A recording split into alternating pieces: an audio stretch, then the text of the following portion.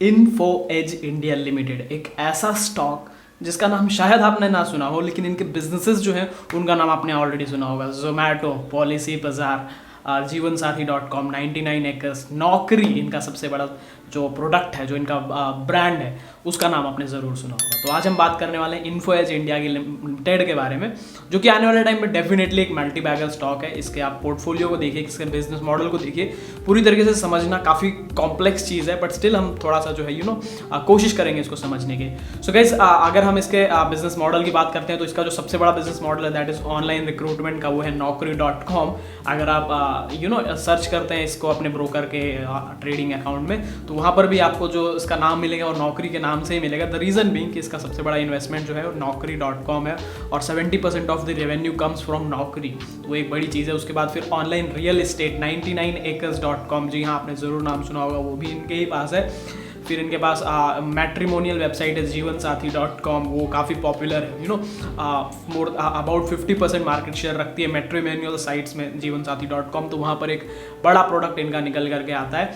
फिर उसके अलावा शिक्षा .com आपने ज़रूर सुना होगा। अगर आपने कभी कॉलेजेस के बारे में, एजुकेशनल इंस्टीट्यूट्स के बारे में, कोर्सेज के बारे में ऑनलाइन सर्च किया है तो शिक्षा .com का रिजल्ट ज़रूर आए होंगे, तो शिक्षा .com भी इनका वो है। इसके साथ साथ ही ये जो है कई सारे स्टार्टअप्स में इन्होंने इन्वेस्ट कर रखा है, तो उसमें से ही एक है जोमेटो, पॉलिसी बाजार, तो वहाँ पर भी काफ़ी अच्छा इन्वेस्ट करके रखे हैं। तो ये इनके बिजनेस मॉडल हो गए। अब बात करते हैं कि रेवेन्यू कहाँ से आता है इनका। तो सबसे पहला जो रेवेन्यू का सोर्स है वो है इनका online educational business that is naukri.com। so naukri.com जो है इनका सबसे बड़ा बिजनेस है, कंपनी का सबसे बड़ा जो रेवेन्यू का सोर्स है। 70% रेवेन्यू जो है naukri.com से आती है, तो एक मेजर चंक बन करके निकलता है। बिगेस्ट कैश जनरेटर है नौकरी। उसके साथ साथ ही नौकरी के अलावा ही नौकरी के जैसे निश बेस्ड इनके और भी छोटे छोटे वेबसाइट्स सब्सिडियरीज हैं, तो उसमें आप देखिए आपको iimjobs.com, bigshift.com, jobbhai.com देखने को मिलेगा। यहाँ पर आपको ambitionbox.com आपने सुना होगा, वो भी इनके ही अंडर आता है। फिर उसके बाद नौकरी फास्ट फॉरवर्ड सर्विसेज है, तो वो सब चीज़ों को कंबाइन करके 70% रेवेन्यू बना देते हैं। और अगर आप सर्च करेंगे ऑनलाइन जॉब्स के बारे में, तो उसमें से 90% ट्रैफिक ऑनलाइन जॉब्स में जो ट्रैफिक आता है, इंटरनेट पर आप सर्च करते हैं तो जो भी आप जाते हैं उसको हम ट्रैफिक करते हैं डिजिटल मार्केटिंग के टर्म्स में, तो 90% ऑफ द ट्रैफिक है वो इनके पास आता है। और जो नौकरी की दुनिया है, online education, not education, online recruitment की जो दुनिया है, उसमें जो प्रॉफिट बनता है तो 100% of the profit comes from naukri.com। तो सबसे बड़ा मार्केट लीडर है, कोई इसके टक्कर पे नहीं है यहाँ पर naukri.com पे। उसके अलावा जो दूसरा है वो है इनका real estate business, online real estate में 99acres.com है इनके पास। 70% पहला रेवेन्यू है। उसके बाद जो दूसरा सबसे बड़ा रेवेन्यू का सोर्स है वो जो है 17% है। सिर्फ आप समझिए कि 17% revenue comes from 99acres.com। 99 acres भी ओवरऑल पूरे मार्केट में जो है 40% ट्रैफिक 99 एकर्स लेकर के जाता है रियल एस्टेट के बारे में। अब यहाँ पर जो इनके पास जो है आपको प्रोडक्ट लिस्ट करना होता है 99 एकर्स में जाकर के, अगर आपको कोई प्रॉपर्टी बेचना है या प्रॉपर्टी रेंट पे देना है तो आप यहाँ पे लिस्ट कर सकते हैं। तो 64% of the listings are paid listings. जब आप लिस्ट करते हैं तो वहाँ पे पूछते हैं कि मतलब फ्री में लिस्टिंग हो जाती है, बट जब आप पैसे देते हैं इनको तो आपकी लिस्टिंग को प्रमोट करते हैं, आपकी प्रॉपर्टी को प्रमोट करते हैं, तो ऐसा प्रमोशन के लिए पैसे देने पड़ते हैं और दैट पैसा becomes the revenue of 99 acres, ultimately the revenue of Info Edge. तो 64% of the listings are paid listings, और उसमें भी जो मेजरली जो लिस्टर्स हैं वो जो है ब्रोकर्स और बिल्डर्स हैं, रियल एस्टेट मैन्युफैक्चरर्स हैं।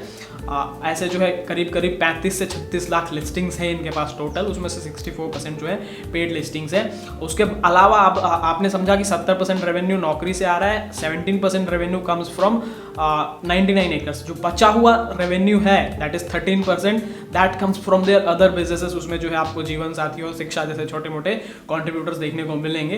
तो जीवन साथी मैट्रिमोनी में है, शिक्षा जो है शिक्षा के क्षेत्र में है, एजुकेशन के क्षेत्र में, तो ये सब भी 13% रेवेन्यू ही कॉन्ट्रीब्यूट करते हैं टोटल रेवेन्यू की, ठीक है।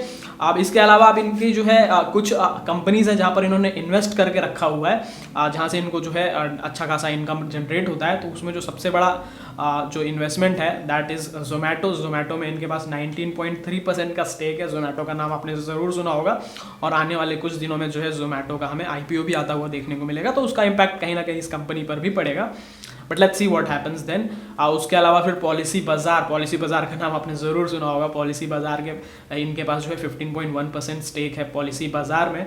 उसके अलावा एक कंपनी है नो पेपर फॉर्म्स, जिसमें इनके पास 48% स्टेक है।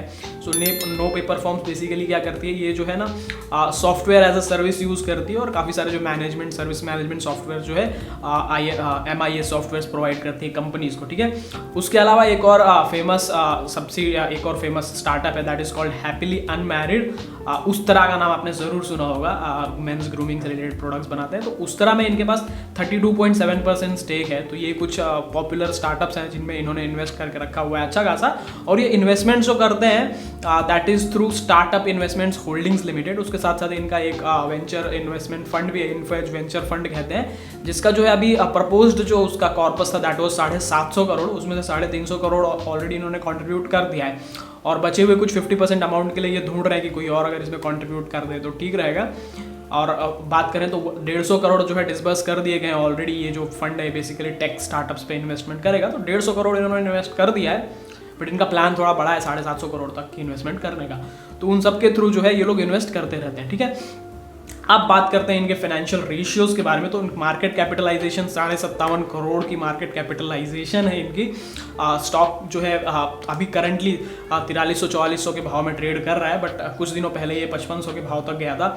आई am tracking this stock since last year. ये जो है 30,000 के आसपास ट्रेड करता था, तब से मैं ट्रैक कर रहा हूँ। 3000 से 5500 तक गया, फिर कुछ गिरावट की वजह से स्टॉक वापस नीचे आया। तो definitely it's a good time to buy. नीचे मिल रहा है 4400-5500 वाला स्टॉक आपको 4400 में मिल रहा है, तो definitely not a chance to miss. तो आप कंसिडर कर सकते हैं। 81 के पी रेशियो पे ट्रेड करता है ये स्टॉक। बुक वैल्यू जो है 350 के करीब बुक वैल्यू निकाली गई है स्टॉक में। Price to book value ratio जो है 26 के आसपास निकल करके आता है। रिटर्न ऑन इक्विटी की बात करें तो लास्ट 10 ईयर्स में 10% का रिटर्न ऑन इक्विटी दिया है इसने। और रिटर्न ऑन कैपिटल एम्प्लॉयड थोड़ी सी निगेटिव है, द रीजन बीइंग कि फ्लक्चुएट करते रहते, तो लास्ट 1 ईयर में नेगेटिव रिटर्न्स आए हैं। बट ओवरऑल देखा जाए तो they are doing good actually, क्योंकि इनके बिजनेस में काफ़ी सारा जो है इम्पैक्ट पड़ा है लास्ट 1 ईयर में जोमेटो वगैरह पे। तो उसकी वजह से जो है थोड़ा सा रीजन बीइंग हो सकता है। Last year was not so good, but इस साल तो बेहतर नजर आ रहा है। तो थोड़ा सा फ्लक्चुएशन जरूर है इनके बिजनेस में। और आप इतने सिर्फ रेशियोज को देख के एनालाइज मत कीजिए, क्योंकि ये जो है डिफरेंट काइंड ऑफ बिजनेस, इसको समझने के लिए ओवरऑल एक अलग ही माइंडसेट चाहिए, तो वो समझना पड़ेगा आपको।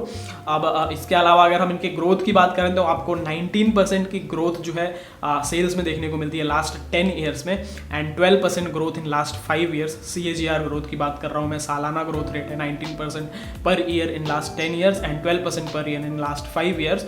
तो आप समझ सकते हैं कि last 5 years were not as good as the initial 5 years were.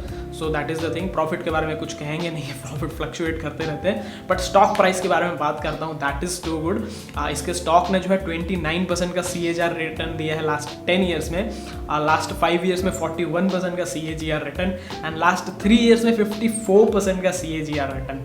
And अगर लास्ट 1 ईयर की बात करते हैं तो सोनली 66% का CAGR रिटर्न दिया है। अब एक छोटी सी रिक्वेस्ट आपसे है कि वीडियो को प्लीज़ लाइक कीजिएगा और चैनल को सब्सक्राइब करेंगे। सब्सक्राइब करने के साथ साथ बेल आइकन भी दबाइएगा, ठीक है। वीडियो में आगे बढ़ते हैं, बात करते हैं profit and loss. Year on year growth देख सकते हैं आपकी, कभी ग्रोथ देखने को मिलती है, कभी डाउनफॉल देखने को मिलता है। तो एक फ्लक्चुएट करता हुआ बिजनेस है, बिजनेस साइक्लिकल नेचर का बिजनेस है। काफ़ी सारे ब्रांड्स हैं, उसकी वजह से जो है इम्पैक्ट पड़ता है, थोड़ा सा समझना कॉम्प्लिकेट हो जाता है। बैलेंस शीट में आप देखेंगे तो डेट के नाम पे कुछ है नहीं, थोड़ी सी माइन्यूट सी डेट अभी आई है लास्ट 1 और 2 ईयर्स में। उससे पहले तो 0 डेट पे ट्रेड करती थी ये कंपनी। प्रमोटर्स की बात करते हैं तो 38.41% प्रमोटर होल्डिंग है इस कंपनी में। म्यूचुअल फंड्स के पास 10-10.5% के आसपास म्यूचुअल फंड्स के पास है।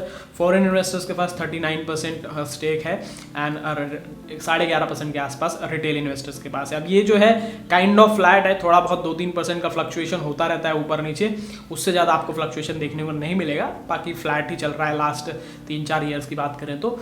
इवन फॉरेन इन्वेस्टर्स जो है वो कभी बढ़ाते हैं अपना स्टेक, कभी 1%-2% से कम कर देते हैं। तो थोड़ी बहुत माइन्यूट से फ्लक्चुएशन है, जिससे कुछ पैनिक करने जैसी बात नहीं है इसमें, ठीक है। अब अगर इस स्टॉक के बारे में बात किया जाए कि क्या आपको इस स्टॉक में इन्वेस्ट करना चाहिए नहीं करना चाहिए, तो देखो कुछ फैक्टर्स आपको कंसिडर करने चाहिए। ये जो है ऑल टुगेदर एक डिफरेंट टाइप ऑफ बिजनेस है। जो बाकी बिजनेसेस से इसको अलग करता है, इनके आप ब्रांड्स को देखेंगे, इनके जो प्रोडक्ट्स हैं उनको देखिए, तो ये हटके है। ये चीज़ जो है हम जो ट्रेडिशनल बिजनेस है उनमें देखने को नहीं मिलती है। तो उस चीज़ को कंसिडर करके आप जो है इसे यूनिक कंसिडर करें, इन्वेस्टमेंट के लिहाज से उन बिजनेसेस को समझने की कोशिश करें, तो वो एक इसको जो है प्लस पॉइंट दे देता है। बट साथ ही साथ एक नेगेटिव पॉइंट भी दे देता है कि इतना ज़्यादा जो है कॉन्ग्लोमेरेट है, इतना ज़्यादा डाइवर्सिफाइड पोर्टफोलियो है, जिसको समझना थोड़ा सा मुश्किल हो जाता है। तो एक तरीके से वो जो है एडवांटेज भी है, दूसरी तरफ से डिसएडवांटेज भी है, क्योंकि बिजनेस को समझना थोड़ा सा कॉम्प्लिकेटेड है। और जो सबसे बड़ा एडवांटेज मुझे लगता है दैट इज अगेन कि ये जो है टेक बेस्ड प्रोडक्ट्स हैं सारे के सारे इनके, और ये इन्वेस्ट करते रहते हैं अच्छे खासे, जो जहाँ पर इनको प्रोडक्ट्स कंपनीज मिलती हैं तो उसमें इन्वेस्ट कर देते हैं। और इनके जो रिटर्न है, स्टॉक का प्राइस है, लास्ट 5 ईयर्स में देखिए आप 41% का रिटर्न दे रहा है, लास्ट 10 ईयर्स में 29% का। 29% return in 10 years is not a small thing, it's like very huge. तो अगर आप वॉरेन बफे की बात करते हैं तो वॉरेन बफे ने अपने पूरी लाइफ में 18% CAGR ही निकाला है, and this is like 29% CAGR in 10 years. तो आप समझ सकते हैं कि 10 साल में पैसा कहाँ से कहाँ पहुँच सकता था। मुझे कमेंट करके ज़रूर बताइए कि अगर मैंने 1000 रुपये इन्वेस्ट किया होता 10 साल पहले, तो आज उसकी क्या वैल्यू होती इन्फो एज में। I would be happy to know if you can comment in the comment section. बाकी जो इंपॉर्टेंट चीज़ आपको समझनी चाहिए कि इनके पास ना मोनोपोली है, मोनोपोली नहीं कहेंगे तो फिर भी सेक्टर के लीडर्स हैं। आप मैट्रोमोनी में जाइए, जीवन साथी सेक्टर का लीडर है, और यहाँ पर आ जाइए आप रियल एस्टेट में जाइए, 99 एकर्स जो है सेक्टर का लीडर है। फिर जब आप रिक्रूटमेंट के सेक्टर में जाते हैं तो वहाँ पर नौकरी के सामने कोई स्टैंड ही नहीं कर पाता, तो नौकरी का जो है मोनोपोली है एक तरीके से। तो ये जो है सेक्टर लीडर्स हैं, इनके पास सारे जो ब्रांड्स हैं, तो उस चीज़ को कंसिडर करके डेफिनेटली आप इसको कंसिडर कर सकते हैं। बट इसमें जो एक निगेटिव साइड भी वहीं से निकल करके आती है कि इनका जो मार्केट शेयर है वो कंटिन्यूसली डिक्लाइन पे जा रहा है। तो लास्ट 5 ईयर्स पहले की बात करते हैं तो 26% का मार्केट शेयर हुआ करता था ओवरऑल, जो कि कम हो गया, अब 23% रह गया है। तो मार्केट शेयर धीरे धीरे डिक्लाइन भी हो रहा है। अब नई नई कंपनीज, नए नए स्टार्टअप्स आ रहे हैं। अब इसमें एक और चीज़ कंसिडर करने वाली बात ये है, डिसएडवांटेज जिसको कहेंगे, कि यहाँ पर जो है एंट्री बैरियर्स नहीं है। तो अगर कोई भी चाहे नया बिजनेस बड़ी आसानी से शुरू कर सकता है। अगर आप चाहें तो आप अपनी खुद की रिक्रूटमेंट वेबसाइट, आप अपनी खुद की मैट्रोमोनी वेबसाइट या रियल एस्टेट या एजुकेशन कुछ भी शुरू कर सकते हैं। ज़्यादा बड़ी नहीं है, ज़्यादा इन्वेस्टमेंट की जरूरत नहीं होती। तो ईजी टू एंटर बिजनेस है। तो ये इनके लिए एक थ्रेट बन के रहता है कि कोई भी नया प्लेयर कभी भी एंट्री कर देता है, अगर उसके पीछे कोई बड़ा इन्वेस्टर खड़ा हो जाता है तो फिर इनके लिए रिस्क बन जाएगा। तो उन चीज़ों को आप डेफिनेटली कंसिडर करिए। ये स्टार्टअप की दुनिया में ऐसे होते ही रहता है। यही कुछ बातें थी जो आपसे करनी थी इन्फो एज के बारे में। बाकी आपके क्या ख्याल है, आपको कैसी लगती है कंपनी, ज़रूर बताइएगा कमेंट सेक्शन में। मेरी तरफ से तो it's a thumbs up, and please आप भी थम्स अप दे दीजिएगा इस वीडियो को।